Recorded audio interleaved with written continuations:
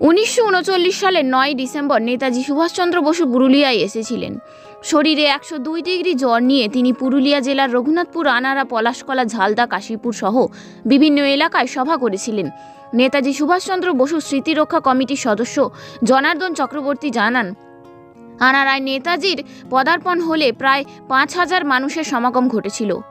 পরবর্তীকালে বাবা বানেশ্বর ধামে আসার সেই রাস্তাটির নাম হয় সুভাষ রোড ও গ্রামবাসীর উদ্যোগে বানেশ্বর 16 আনা কমিটি ও গ্রামবাসীর ঐকান্তিক প্রচেষ্টায় স্থানীয় রঙ্গমঞ্চটি নেতাজি রঙ্গমঞ্চ নামে পরিচিতি লাভ করে।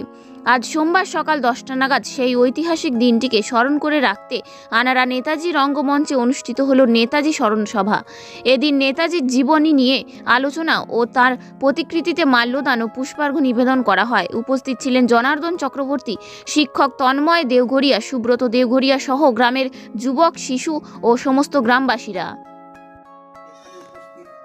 সকলকে জানাই পুরুলিয়া জেলা নেতাজি সুভাষচন্দ্র স্মৃতি রক্ষা কমিটির পক্ষ থেকে ভারতবর্ষের স্বাধীনতার অন্যতম পথিকৃৎ নেতাজি সুভাষচন্দ্র বসুর চরণে বিনম্র শ্রদ্ধা জানিয়ে প্রত্যেককে জানাই অভিনন্দন। নেতাজি সুভাষচন্দ্র বসু 1939 সালে 9 ডিসেম্বর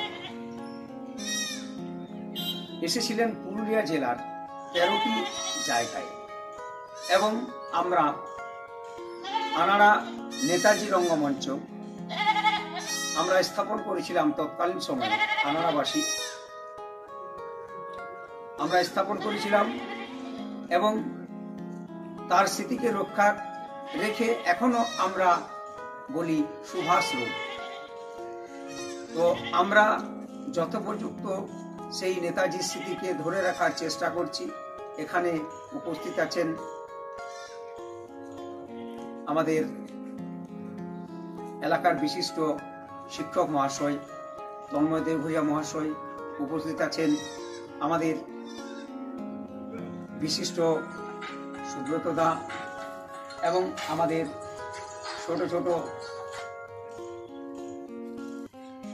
ভাই বোনেরা এবং প্রত্যেকেই আমরা নেতাজি সুভাষ চন্দ্র বসু এর প্রতিকৃতিতে মাল্যদান করছি এবং আজকের দিনে আমরা নেতাজি স্মরণে থাকব। জয় হিন্দ। এখন কিছু বলার জন্যে মাননীয় শিক্ষক মহাশয় তন্ময় দেওঘরিয়া মহাশয়কে অনুরোধ করছি নেতাজি স্মৃতিচারণ।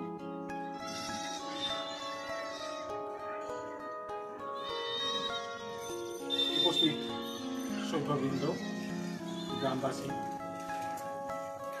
সকলকে আমার সাদর অভিনন্দন জানাই। আজ 9 ডিসেম্বর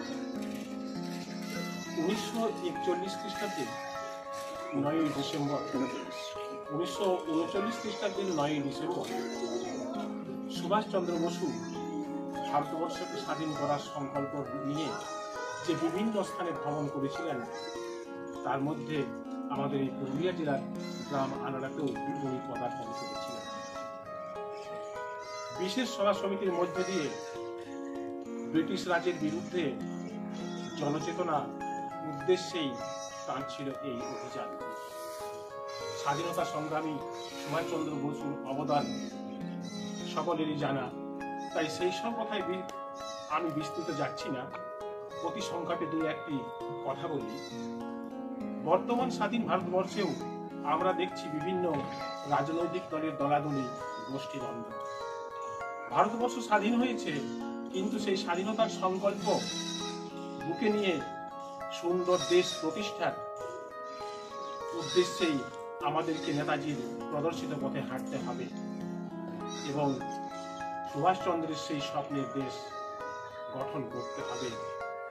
আজকের যুব সম্প্রদায় সেইভাবে এগিয়ে যাবে সুভাষচন্দ্রের প্রদর্শিত পথে এবং সুভাষচন্দ্রের ঐতিহ্য আদর্শ আমাদের সবার সামনে তুলে ধরতে হবে। এই হোক